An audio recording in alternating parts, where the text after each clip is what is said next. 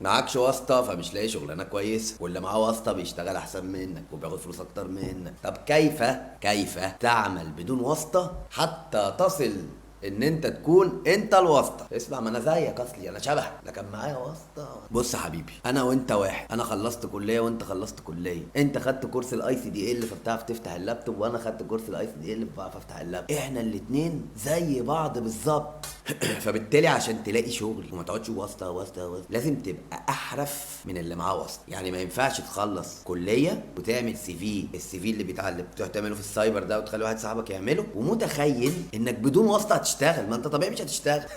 ما التاني شبهك بالظبط بس معاه واسطه وانت لا. ما تخلص كليه تشتغل على نفسك اكتر عشان لما تعمل السي في بتاع حضرتك يبقى هو معاه واسطه بس انت اشطر، انت اذكى، انت اجمد، انت احسن، انت متعلم اكتر، انت واخد كورسات اكتر، انت قاري اكتر. هيشغلك يعني مستحيل يشغله هو، هيشغلك انت. ولو هو واسطته تقيله قوي هيشغلكوا انتوا الاثنين يا عم عشان انت جامد.